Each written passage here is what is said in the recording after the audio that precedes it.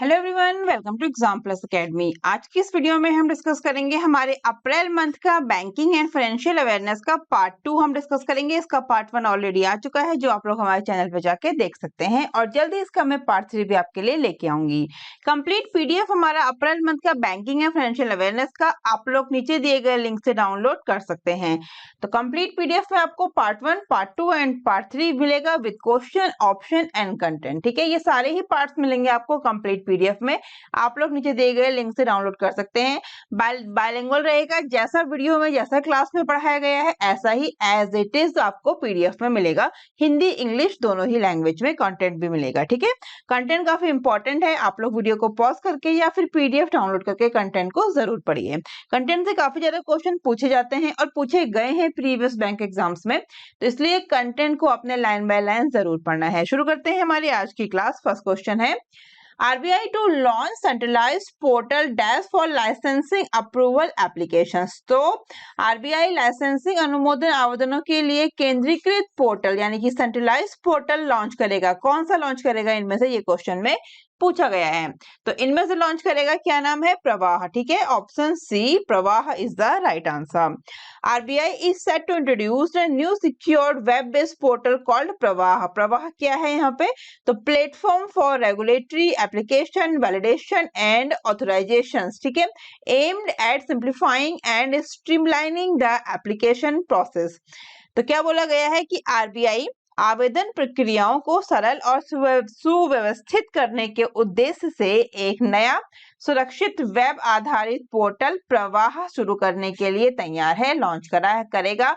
Web portal का नाम क्या है, प्रवाह। ठीक है, तो RBI to launch centralised portal Pravaah for licensing approval application, याद रखना। ठीक है, ये प्रवाह इसका राइट आंसर हो जाएगा। और प्रवाह का फुल फॉर्म आप पूरा याद रख सकते हैं, वो है platform for regulatory application validation and authorisation. ठीक है, चलेंगे नेक्स्ट क्वेश्चन पे। नेक्स्ट क्वेश्चन में क्या पूछा गया है, What is the projected growth rate for global trade in 2023 according to the WTO? WTO क्या है, World Trade Organization, हिंदी में विश्व व्यापार संगठन के अनुसार 2023 में वैश्विक व्यापार के लिए अनुमानित विकास दर क्या है, ये क्वेश्चन में पूछा गया है। राइट आंसर क्या हो जाएगा इसका, 1.7% इज द राइट आंसर। ठीक है, तो despite ongoing concerns over the war in Ukraine, high inflation and financial uncertainty, the WTO has raised its projection for global trade growth in 2023 from 1% to 1.7%। ठीक है, तो जो यूक्रेन और Russia का war चल रहा है इसके अकॉर्डिंग ये न्यूज आई है। इसी के रिगार्डिंग कुछ इंपॉर्टेंट पॉइंट्स हैं, इनको आप देख सकते हैं। मैंने आपको स्टार्टिंग में ही बताया है कि कंटेंट जो भी मैं प्रोवाइड कराती हूँ उसको आपने लाइन बाय लाइन जरूर पढ़ना है। क्वेश्चंस डीप में पूछे जाते हैं, इसलिए आपके क्वेश्चंस में क्वेश्चन बन सकते हैं कंटेंट से। ठीक है, और बहुत ज्यादा चांस है कि बन सकते हैं और बने हैं प्रीवियस बैंक एग्जाम्स में, इसलिए कंटेंट आपने जरूर पढ़ना है। चलेंगे हम नेक्स्ट क्वेश्चन पे। नेक्स्ट क्वेश्चन में क्या पूछा गया है, what is the importance of disclosing interest rate to borrowers. Question कुछ लोगों को अजीब सा लग रहा होगा कि ये क्वेश्चन क्यों पूछा गया है, तो न्यूज जो है वो अलग है, उस न्यूज पे बेस्ड भी क्वेश्चंस आजकल आने लगे हैं, तो मैंने उसी टाइप से क्वेश्चन लिया है। तो न्यूज पे बेस्ड क्वेश्चन क्या है, ये क्वेश्चन बन रहा है। इन जनरल क्वेश्चन है कि जो बोरोवर्स है, उधारकर्ता है, उधारकर्ताओं को ब्याज दरों का खुलासा करने का क्या महत्व है, क्या महत्व है, क्यों करना चाहिए खुलासा, ये इसमें सिंपल लाइन में पूछा गया है। बाकी न्यूज हम डिस्कस कर लेंगे। राइट आंसर क्या है, इसको सिंपल लाइन में आंसर हो जाएगा, what is the importance of disclosing interest rate to borrowers. Right answer क्या है, to ensure fairness and transparency in lending practices. ठीक है, option A is the right answer. क्या हो जाएगा, to ensure fairness and transparency in lending practices. तो साफ साफ लिखा गया है कि इंश्योर फेयरनेस एंड ट्रांसपेरेंसी, यानी कि निष्पक्षता और ट्रांसपेरेंसी को सुनिश्चित करने के लिए उधारकर्ताओं को ब्याज दरों का खुलासा करने का ये इंपॉर्टेंस है। ठीक है, To ensure fairness and transparency in lending practices as disclosing interest rates to borrowers is an important aspect of ethical and responsible lending practices. that promote transparency and fairness in the banking industry। तो उधार प्रथाओं में निष्पक्षता और पारदर्शिता सुनिश्चित करने के लिए, क्योंकि उधारकर्ताओं को ब्याज दरों का खुलासा करने का नैतिक और जिम्मेदार उधार प्रथाओं का एक महत्वपूर्ण पहलू है जो बैंकिंग इंडस्ट्री में ट्रांसपेरेंसी और फेयरनेस को बढ़ावा देता है। ठीक है, तो याद रखना कि importance of disclosing interest is borrowers क्या रह जाएगी, क्यों इंपॉर्टेंस है इसकी, to ensure fairness and transparency in lending practices. News ये थी कि RBI announce that it has imposed penalties on Mahindra and Mahindra Financial Services Limited, Indian Bank and Muthoot Money Limited for non compliance with regulatory norms. क्या बोला गया है, ये थी news, इस पे बेस्ड मैंने क्वेश्चन बनाया और क्वेश्चन अब ऐसे ही आते हैं। ठीक है, तो आरबीआई ने घोषणा की कि उसने Mahindra and Mahindra Financial Services Limited, Indian bank और मुथूट मनी लिमिटेड पर नियामक मानदंडों का पालन न करने के लिए जुर्माना लगाया है। किस पे लगाया है ये भी याद रखना है। तो Mahindra and Mahindra Financial Services Limited, Indian Bank and Muthoot Money. ठीक है, Mahindra and Mahindra Financial Services Limited has been fined rupees 6.77 crore for failing to comply with norms related to the disclosures of interest rates to borrowers at the time of loan sanction। ठीक है, तो Mahindra and Mahindra Financial Services limited पर ऋण स्वीकृति के समय उधारकर्ताओं को ब्याज दरों के प्रकटीकरण से संबंधित मानदंडों का पालन करने में विफल रहने के लिए 6.77 करोड़ रुपए का जुर्माना लगाया गया है। इसी न्यूज पे बेस्ड था ये क्वेश्चन की क्वेश्चन क्या था कि क्या इंपॉर्टेंस है disclosing interest rates to borrowers, यानी कि ब्याज दरों का खुलासा करने का क्या महत्व है बोरोवर्स को, ये क्वेश्चन था। बेस्ड न्यूज थी ये, इस न्यूज पे बेस्ड था। ठीक है, चलेंगे नेक्स्ट क्वेश्चन पे। What is the repo rate as per the recently bi-monthly RBI monetary policy announcement? अप्रैल की न्यूज है, अप्रैल का मैंने कवर किया है, काफी लेट हो गया है मुझे पता है, लेकिन न्यूज कवर करना मेरा काम है, मैंने सारी न्यूज आपके लिए लेके आनी है, इसलिए मैंने ये क्वेश्चन लिया है। जिन्होंने पढ़ लिया है ठीक है, जिन्होंने नहीं पढ़ा है वो देख सकते हैं। हाल ही में द्विमासिक आरबीआई मॉनेटरी पॉलिसी घोषणा के अनुसार रेपो दर क्या है, 6.50%। ठीक है, RBI has announced its bi-monthly monetary policy and kept the repo rate unchanged at 6.50%. The RBI Monetary Policy Committee unanimously decided to keep the repo rate unchanged at 6.50%. Governor Saktikanta Das announcing the statement of monetary policy, the first in the current financial year. Economic activity remains resilient and real GDP growth is expected to have been 7% in financial year 22-23. Okay, the RBI governor also said that the withdrawal of accommodation and the repo rate hike has been paused only for this meeting. The next meeting of the MPC is scheduled during June 6 in 2023. Next question पे चलेंगे। Next question में क्या पूछा गया है, How long must unclaimed deposits be inactive before they are transferred to the RBI DEF? ठीक है, क्या बोला गया है कि आरबीआई के DEF में स्थानांतरित किए जाने से पहले दावा न किए गए डिपॉजिट को कितने समय तक क्या कर सकते हैं, इनएक्टिव यानी कि निष्क्रिय रहना चाहिए, ये क्वेश्चन में पूछा गया है। तो राइट आंसर इसका क्या हो जाएगा, कितने साल तक, 10 साल तक। ठीक है, 10 years is the right answer. Unclaimed deposits that have been inactive for 10 years or more must be transferred to the RBI DEF. This is done to prevent the banks from holding onto the funds indefinitely as it creates a liability on their balance sheet. यानी कि दावा न किए गए जमा को जो 10 साल या उससे अधिक समय से निष्क्रिय हैं उन्हें आरबीआई के डीएफ में स्थानांतरित किया जाना चाहिए। यह बैंकों को अनिश्चितकाल के लिए धन पर रोक लगाने से रोकने के लिए किया जाता है, क्योंकि यह उनके बैलेंस शीट पर जो है वो लायबिलिटी बनाता है। ठीक है, याद रखना कि आरबीआई के डीईएफ में स्थानांतरित किए जाने से पहले दावा न किए गए डिपॉजिट को 10 साल तक इनएक्टिव रहना चाहिए। ठीक है, 10 years unclaimed deposit be inactive before they are transferred to the RBI DEF. ठीक है, several public sector banks in India have transferred a total rupees 35,012 crore, यानी कि बिलियन डॉलर में पूछा जाएगा तो 4.7 billion dollar in unclaim deposit to the Reserve Bank of India.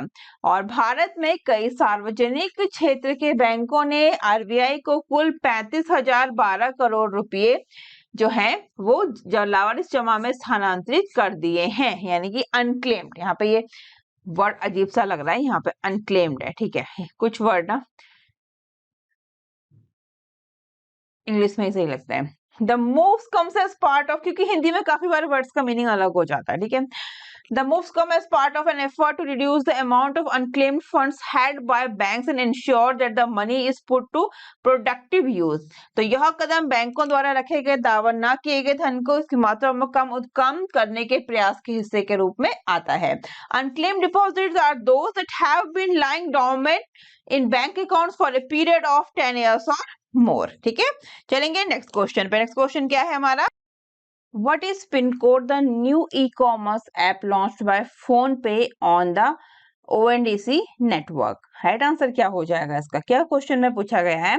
ONDC network पर PhonePe द्वारा लॉन्च किया गया नया e commerce app pin code क्या है? क्या है ये पूछा गया है, ठीक है।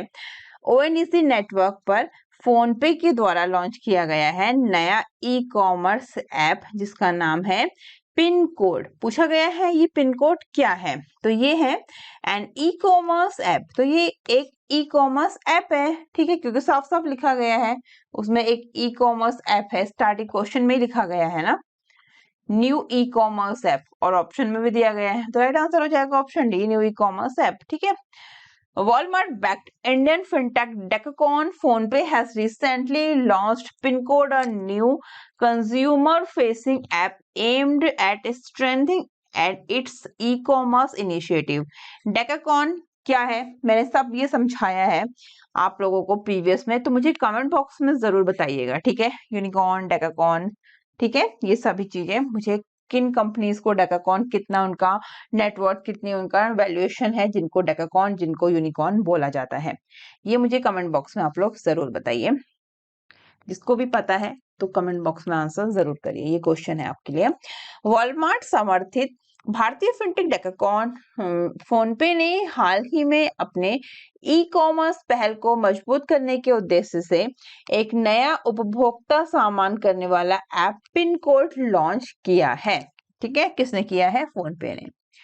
The app will be integrated into India's ONDC. ONDC का full form open network for digital commerce framework, ठीक है।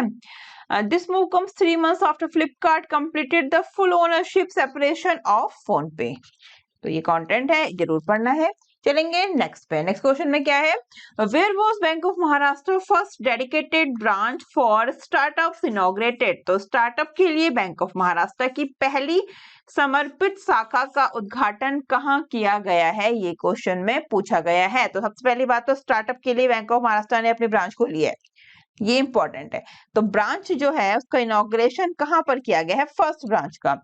तो स्टार्टअप के लिए फर्स्ट ब्रांच का इनॉग्रेशन किया गया है बैंक ऑफ महाराष्ट्र की पुणे में, ठीक है।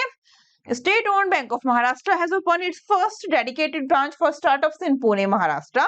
The dedicated branch will provide all kind of support to startup during its growth journey. ठीक है, तो राज्य के स्वामित्व वाले बैंक ऑफ महाराष्ट्र ने पुणे महाराष्ट्र में स्टार्टअप्स के लिए अपनी पहली डेडिकेटेड ब्रांच खोली है, और डेडिकेटेड ब्रांच एक स्टार्टअप को उसकी विकास यात्रा के दौरान सभी प्रकार की सहायता प्रदान करेगी।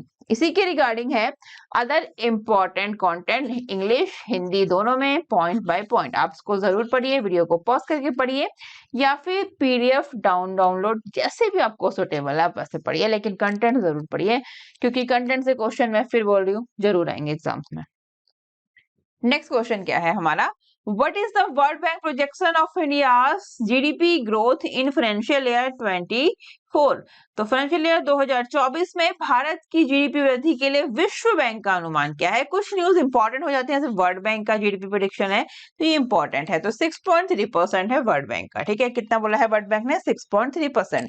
According to a recent report by the World Bank, India GDP growth in predicted to slow down on April first to 6.3% from 6.6 in the fiscal year 2024। तो वर्ल्ड बैंक ने बोला है अपनी रिपोर्ट में कि फाइनेंशियल ईयर 2024 में भारत की GDP वृद्धि 1 अप्रैल को 6.6% से 6.3% तक धीमी होने का अनुमान है। This decline is attributed to a reduction in consumption due to decrease income levels. ठीक है, however, experts believe that India's high level of services exports, which reached a new peak in the last quarter of 2021, will help to protect the economy from external risks, since the global economy is slowing down and is expected to have a negative impact on the country's merchandise exports। ठीक है, next question, what was the net IIP position of India's at the end of December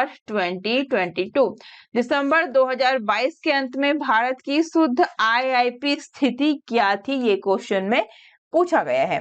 IIP क्या होता है? तो IIP होता है international investment position, अंतरराष्ट्रीय निवेश स्थिति हिंदी में बोलेंगे, इंग्लिश में international investment position is the full form of IIP। ठीक है, राइट क्या हो जाएगा? दिसंबर 2022 के अंत में तक बोला है तो पॉजिटिव $783 बिलियन।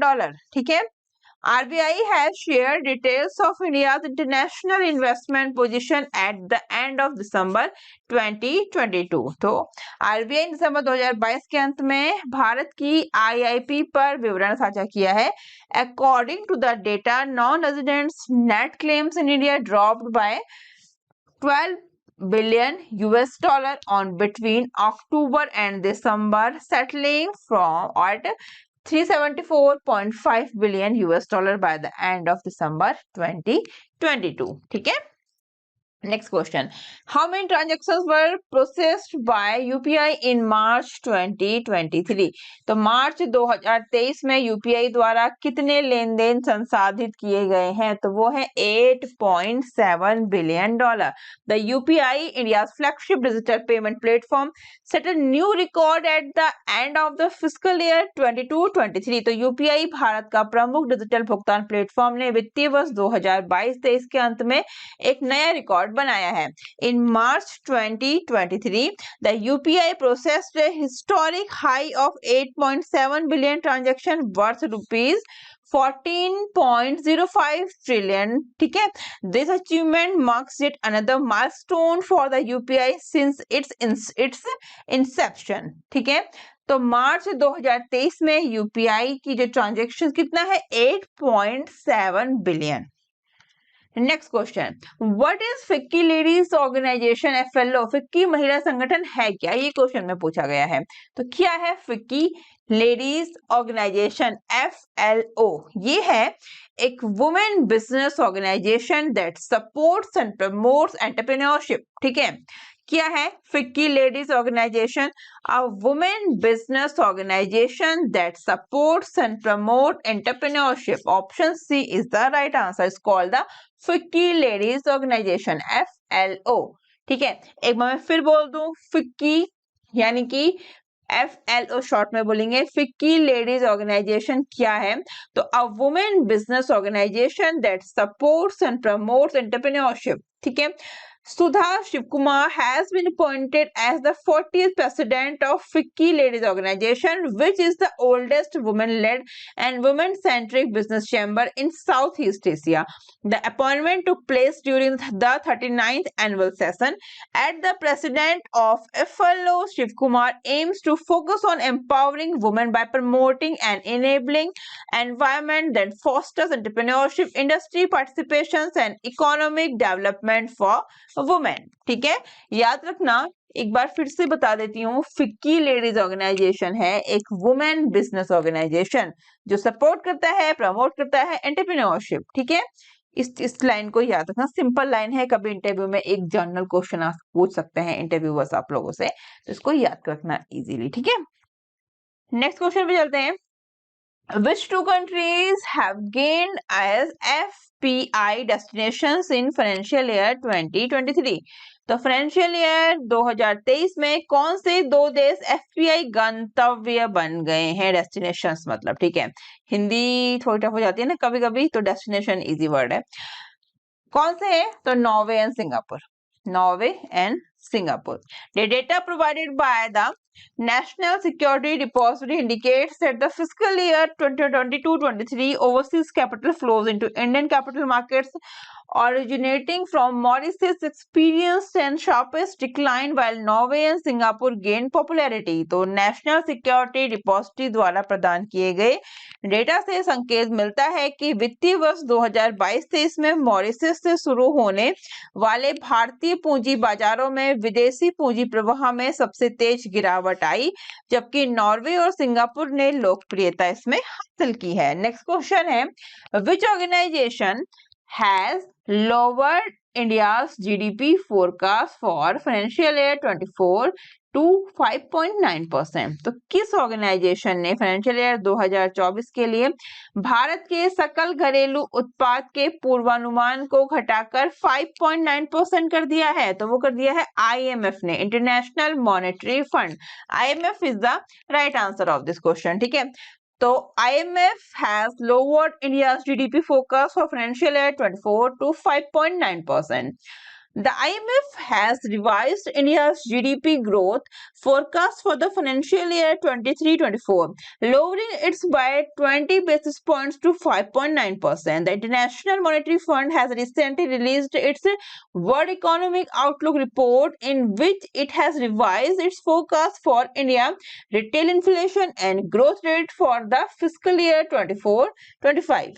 बोला गया है कि IMF ने वित्तीय वर्ष 2023-24 के लिए भारत के GDP के विकास के पूर्वानुमान को संशोधित किया है और इसे 20 आधार अंकों से घटाकर 5.9% कर दिया है। IMF ने हाल ही में अपना विश्व आर्थिक आउटलुक जारी किया है और रिपोर्ट जिसमें उसने वित्त वर्ष 2024-25 के लिए भारत की खुदरा मुद्रास्फीति और विकास दर के अपने पूर्वानुमान को संशोधित किया है, ठीक है। याद रखना, IMF has lowered India's GDP forecast for financial year 24 to 5.9%. Next question, what is the purpose of the loan provided by the ADB to Tata Power Delhi Distributions? तो ADB द्वारा टाटा पावर दिल्ली डिस्ट्रीब्यूशंस को दिए गए ऋण का उद्देश्य क्या है? क्या उद्देश्य है, क्या एम है, क्यों दिया है ADB ने, ठीक है। टाटा पावर दिल्ली डिस्ट्रीब्यूशन को दिया क्यों है? तो राइट आंसर है option D, to support the companies efforts towards improving electricity distributions in Delhi, ठीक है। क्यों दिया है? तो support the companies efforts towards, किस लिए? Improving electricity distributions in Delhi. किसने दिया है? एडीबी ने। किसको दिया है? तो वो टाटा पावर दिल्ली डिस्ट्रीब्यूशंस को, ठीक है। The ADB has announced its plans to invest in non-convertible debentures valued at rupees 150 crore in Tata Power Delhi Distributions Limited (TPDDL). तो ADB ने Tata power Delhi distributions limited में 150 करोड़ रुपए और मूल्य के गैर परिवर्तनीय डिबेंचर्स में निवेश करने की अपनी योजना की घोषणा की है। नेक्स्ट क्वेश्चन क्या है हमारा? According to the United Nation, what is projected economic growth rate for India in 2023? तो संयुक्त राष्ट्र के अनुसार 2023 में भारत के लिए अनुमानित आर्थिक विकास दर क्या है? ये क्वेश्चन में पूछा गया है। राइट आंसर क्या हो जाएगा इस क्वेश्चन का? क्या है भारत के लिए अनुमानित विकास दर? राइट आंसर क्या है? 6.6%। Option C is the right answer, ठीक है, 6.6%. As per the latest Trade and Development Report, update released by the United Nations Trade and Development Conference UNCTAD, India's economic growth is expected to slow down from 6.6% in 2022 to 6% in 2023. तो संयुक्त राष्ट्र व्यापार और विकास सम्मेलन द्वारा जारी नवीनतम व्यापार और विकास रिपोर्ट अपडेट के अनुसार भारत की आर्थिक वृद्धि 2022 में 6.6% से कम होकर 2023 में 6% होने की उम्मीद है। ठीक है, next question, how much is the credit agreement signed between HDFC bank and export import bank of Korea for? तो एचडीएफसी बैंक और export import bank of Korea के बीच कितने क्रेडिट समझौते पर हस्ताक्षर किए गए हैं? वो है $300 मिलियन। ठीक है, HDFC bank, the leading private sector bank in India, has signed a master interbank credit agreement with the export import bank of Korea with a total value of $300 million US. The signing ceremony took place in Gift City, Gujarat, and aims to help HDFC Bank raise foreign currency funds which will be used to support Korea-related businesses. तो भारत में अग्रणी निजी क्षेत्र के bank HDFC bank ने export import bank of Korea के साथ $300 million अमेरिकी डॉलर के कुल मूल्य के साथ एक मास्टर इंटरबैंक क्रेडिट समझौते पर हस्ताक्षर किए हैं। अमाउंट याद रखना $300 मिलियन, इसलिए क्वेश्चन कभी अमाउंट जो आपको पोर्शन में दिया होता है और बैंक के नाम पूछ ले जाते हैं। ठीक है, तो एचडीएफसी बैंक और export import bank of Korea कितने का समझौता? $300 मिलियन US। ठीक है, नेक्स्ट क्वेश्चन में क्या पूछा गया है? What is the purpose of the cross-border bill payment service launched by Canara Bank and NPCI? तो केनरा बैंक और एनपीसीआई के द्वारा शुरू की गई सीमा पार बिल भुगतान सेवा का उद्देश्य क्या है? तो क्या है? To promote financial inclusion among Indians in Oman. क्या है इसका मेन ऑब्जेक्ट, मेन पर्पस? पूछा गया है कि what is the purpose of the cross border bill payment services launched by Canara Bank and NPCI. इसका पर्पस है to promote financial inclusion among Indians in Oman. कहां पर इंडियंस? ओमान में। ठीक है, तो Canara Bank and NPCI, Bharat Bill Pay Limited and BBL have collaborated to launch a service that allows Indians residing in Oman to make payment for their bills in India. ठीक है, तो केनरा और NPCI Bharat Bill Pay limited ने एक सेवा शुरू करने के लिए सहयोग किया है जो ओमान में रहने वाले भारतीयों को भारत में अपने बिल को भुगतान करने की अनुमति देता है। ठीक है, तो केनरा बैंक पर्पस देख लेते हैं। इसका पर्पस है to promote financial inclusion among Indians in Oman. ठीक है, इसका ये मेन पर्पस है, पर्पस इंपॉर्टेंट है। Next question, what are green deposit? Green deposit क्या है? क्या है ग्रीन डिपॉजिट? ये क्वेश्चन में पूछा गया है। इस पे बेस्ड क्वेश्चन है, न्यूज जो है वो इस पे बेस्ड है। ठीक है, क्या है ग्रीन डिपॉजिट? आपसे सिंपल इस क्वेश्चन में पूछा गया है। किसको कहेंगे ग्रीन डिपॉजिट? तो deposit made by banks in green technologies and projects called the green deposit. ठीक है, Reserve Bank of India released comprehensive instructions for banks and NBFCs regarding the acceptance of green deposits. तो RBI ने green deposit की स्वीकृति के संबंधों में बैंकों और एनबीएफसीज के लिए व्यापक निर्देश अभी जारी किए हैं। इसलिए आपसे ये क्वेश्चन पूछ लिया है कि होता क्या है ग्रीन डिपॉजिट? तो ये डिपॉजिट होता है मेड बैंक्स के द्वारा किस पे? ग्रीन टेक्नोलॉजीज एंड प्रोजेक्ट्स पे, called the green deposits. Next, how will RBI monitor green deposits? तो आरबीआई ग्रीन डिपॉजिट की निगरानी कैसे करता है? ये क्वेश्चन में पूछा गया है। क्या राइट आंसर हो जाएगा? How will RBI monitor green deposits? तो आरबीआई ग्रीन डिपॉजिट की निगरानी कैसे करेगा? राइट आंसर हो जाएगा by requiring banks to submit quarterly reports on their green investment. ठीक है, option B is the right answer, by requiring banks to submit quarterly reports on their green investment. RBI green deposit की निगरानी कैसे करेगा? How will RBI monitor green deposit? Clear हो गया है। by requiring banks to submit quarterly reports on their green investment. तो RBI green deposit की monitor कर पाएगा। Next question, which tire brand has emerged as the second strongest tire brand in the world? तो कौन सा tyre का brand है जो दुनिया का सबसे मजबूत टायर ब्रांड बनकर उभरा है? वो है MRF। ठीक है, MRF।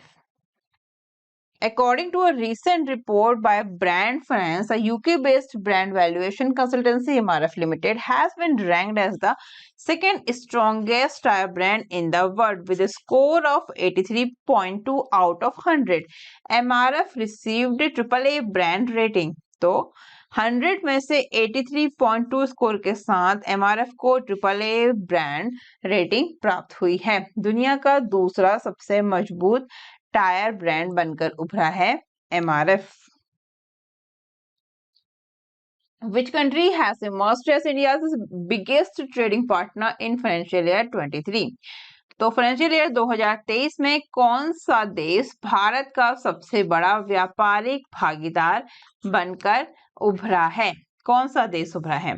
तो USA is the right answer. According to a provisional data from the Commerce Ministry, the bilateral trade between India and the US has risen by 7.65% to reach $128.55 billion in the fiscal year 22-23, making the United States India's largest trading partner.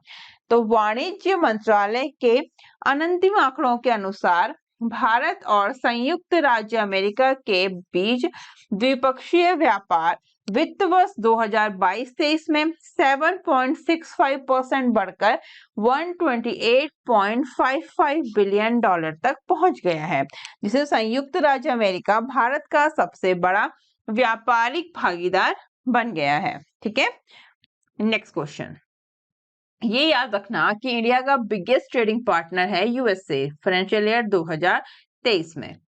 Which bank has reintroduced the अमृत कलश retail term deposit scheme? तो किस bank ने अमृत कलश खुदरा सावधि जमा योजना को फिर से शुरू किया है? किस बैंक ने किया है? तो state bank of India SBI ने किया है। ठीक है, SBI is the right answer. क्या बोला गया है इसमें? SBI India's largest lender by assets has announced the reintroduction of its retail term deposit scheme Amrit Kalash. The scheme offers a special tenor of 400 days and provides an interest rate of 7.6% for senior citizen and 7% for others. तो SBI संपत्ति द्वारा भारत का सबसे बड़ा ऋणदाता ने अपनी खुदरा सावधि जमा योजना अमृत कलश को फिर से शुरू करने की घोषणा की है। तो SBI जो है वो रीइंट्रोड्यूस कर रहा है अपनी रिटेल टर्म डिपॉजिट स्कीम, जिसका नाम है अमृत कलश। ठीक है, ये योजना 400 दिनों के विशेष अवधि प्रदान करती है और वरिष्ठ यानी कि जो सीनियर सिटीजन्स हैं उनके लिए 7.6% और अदर्स के लिए 7.1% की ब्याज दर भी प्रदान करती है। अमृत कलश जो रिटेल टर्म डिपॉजिट स्कीम है स्टेट बैंक ऑफ इंडिया की, स्टेट बैंक ऑफ इंडिया उसको फिर से रीइंट्रोड्यूस किया है। ठीक है, next question, Which bank has launched India's first voice biometric authentication banking app? तो किस बैंक ने भारत का पहला वॉइस बायोमेट्रिक प्रमाणीकरण बैंकिंग ऐप लॉन्च किया है? किस बैंक ने किया है? तो City Union bank, option D, city Union bank is the right answer. City Union Bank Limited has introduced a new features that allows customers to use voice biometric authentication when logging into the bank's mobile banking app aimed at improving security. तो City Union Bank limited ने सुरक्षा में सुधार के उद्देश्य से एक नई सुविधा पेश की जो ग्राहकों को बैंक के मोबाइल बैंकिंग ऐप में लॉग इन करते समय वॉइस बायोमेट्रिक प्रमाणीकरण का उपयोग करने की अनुमति देता है। ठीक है, City Union Bank Limited has introduced a new features that allows customers to use voice biometric authentication. तो सिटी यूनियन बैंक ने जो है, सिटी यूनियन बैंक भारत का पहला वॉइस बायोमेट्रिक प्रमाणीकरण बैंकिंग ऐप बन गया है। ठीक है, या प्रमाणीकरण बैंकिंग ऐप लॉन्च किया है? किसने? सिटी यूनियन बैंक ने। चलेंगे नेक्स्ट क्वेश्चन पे। RBI allowed which small finance bank to deal with foreign exchange? तो RBI ने किस लघु वित्त बैंक को विदेशी मुद्रा से निपटने की अनुमति दी है? किस बैंक को? सारे स्मॉल फाइनेंस बैंक के नाम है, किसको दी है ये पूछा गया है। क्या दिया है? तो RBI ने किसको अलाउ किया है to deal with foreign exchange? वो है AU Small Finance Bank Limited. तो RBI allow AU Small Finance Bank to deal with foreign exchange. ठीक है। AU Small Finance Bank has announced that it has been granted permission by the RBI to act as an authorized dealer in foreign exchange. तो AU Small Finance Bank ने ये घोषणा की है कि उसे RBI के द्वारा विदेशी मुद्रा में एक अधिकृत डीलर के रूप में कार्य करने की अनुमति दी गई है। याद रखना, AU Small Finance Bank को दी है RBI ने, ये अलाउ किया है कि deal with the foreign exchange. ठीक है। पार्ट 2 कवर हो गया है अप्रैल मंथ का, जल्दी पार्ट 3 भी आएगा। पार्ट 1 ऑलरेडी आ चुका है, कंप्लीट PDF नीचे दिए गए लिंक से आप लोग डाउनलोड कर सकते हैं। वीडियो अच्छी लगे तो शेयर जरूर करिए अदर स्टूडेंट्स को। चैनल का नाम जरूर बताइए, चैनल से जुड़े रहिए, वीडियोस आते रहेंगे। इंपॉर्टेंट है एग्जाम्स के लिए, एग्जाम्स तो आ ही चुका है, कुछ टाइम है नहीं, उससे ज्यादा टाइम कहते नहीं है जो बचा है। ठीक है। तो चैनल पर नए हैं तो सब्सक्राइब जरूर करिए इंपॉर्टेंट वीडियोस के लिए, इंपॉर्टेंट वीडियोस की नोटिफिकेशंस के लिए। Thank you, thanks for watching. मिलते हैं नेक्स्ट वीडियो में, जल्दी हमारा पार्ट 3 आएगा, उसके साथ हम मिलेंगे आपको। तब तक के लिए bye bye, take care and thank you.